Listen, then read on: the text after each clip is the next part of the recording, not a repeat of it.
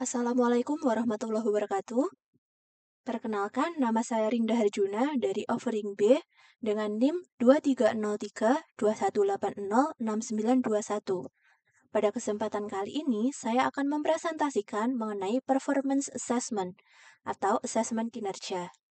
Presentasi ini digunakan untuk memenuhi mata kuliah penilaian autentik dalam pendidikan fisika.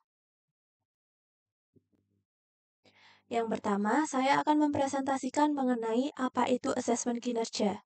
Jadi, asesmen kinerja merupakan suatu bentuk asesmen atau penilaian yang meminta peserta didik untuk melakukan atau mendemonstrasikan dan mengaplikasikan aspek pengetahuan, keterampilan, dan sikap kerjanya ke dalam suatu bentuk penugasan yang bermakna dan melibatkan peserta didik sesuai dengan kriteria yang diinginkan oleh pendidik. Nah, apa saja contoh dari penilaian kinerja? Jadi yang pertama, penilaian kinerja atau asesmen kinerja ini mencakup mengenai kemampuan peserta didik dalam menggunakan alat ukur listrik. Kemudian yang kedua, mengenai kemampuan peserta didik dalam menggunakan mikroskop.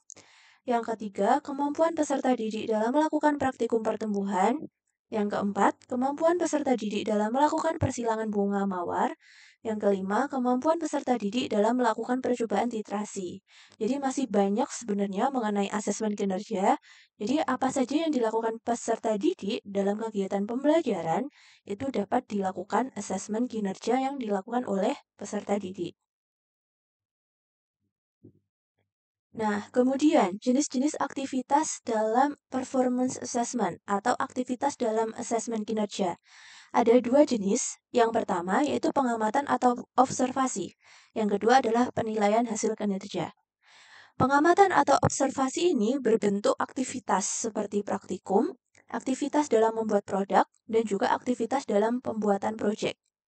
Kemudian, penilaian hasil kinerja ini berkaitan dengan bagaimana cara mengamati hasil kerja peserta didik, kemudian hasil produk yang sudah dibuat, atau hasil proyek yang telah dikerjakan oleh peserta didik. Nah, yang selanjutnya yaitu bagaimana langkah-langkah untuk mengembangkan performance assessment. Jadi di sini ada 5 langkah.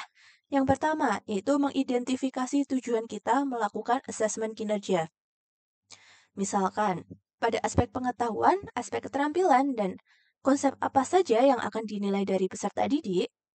Yang kedua, memilih kegiatan yang tepat.